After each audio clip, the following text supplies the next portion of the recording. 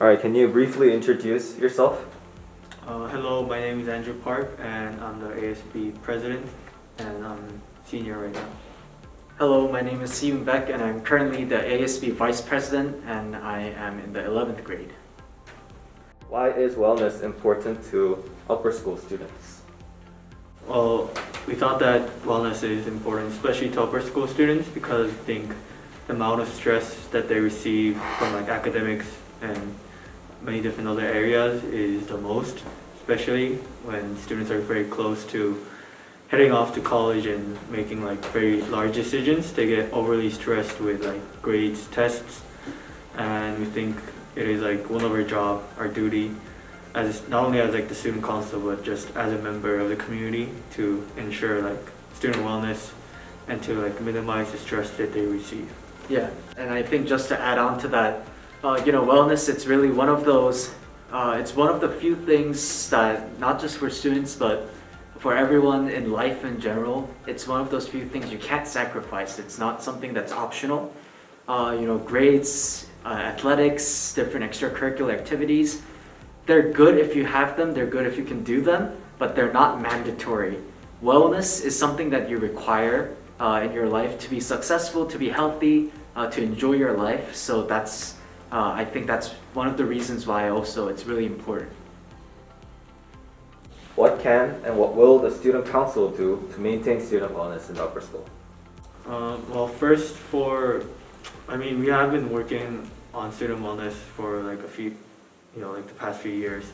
But this year, especially with like the situation with COVID-19 and students are coming back to school now, many of the grade level representatives are working hard to like create events and like assemblies that are mainly, I guess, recreational and like for students to enjoy, so that they don't like when they're at school they're not too focused on like going to classes or just studying, but they also spend time with friends, with their like advisory members or within their grade levels, so that they can enjoy like spending time with their friends. Yeah, and just to add on as well, wellness can take many different forms. We can promote student wellness in a lot of different ways. And I think especially with regards to events or having wellness days, I think the Wellness Council has done an excellent job on that these last few years.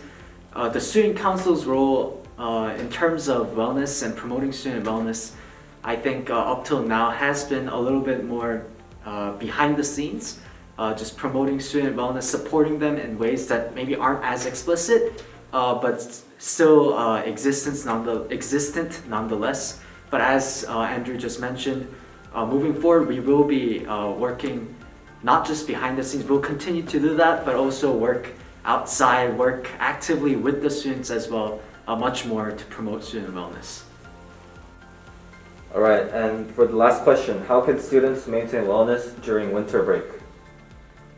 Well, first it's important that I think a lot of students tend to study a lot in the winter break, and it's like time for them to go to like hagwons, but I think like it's kind of hard for us to like say like not go to the hagwons, because that's really also that may be important for students as well. It may differ in perspective, but it's really important that students take time to really rest and also like pursue what they really like to do, not just like things that are forced. And I think I would like recommend students to like just go to like trips or go to like ski resorts, like if they like skiing.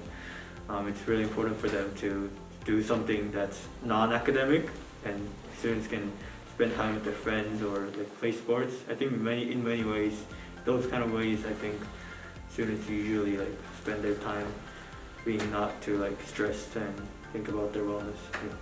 Yeah, I think I 100% agree with what Andrew said, but also to add on, especially now that we're upper school students, it's really important to make that distinction between, breaks. Of course you should rest, of course, as the name suggests, they're breaks, but at the same time, that doesn't mean let go, that doesn't mean, you can just forget everything and then you come back and all of a sudden it's like, where am I, where was I?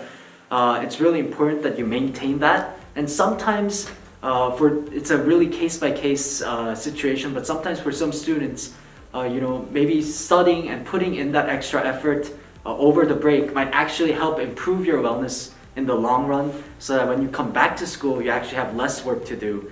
So it's really up to the individual to figure out what works best for them.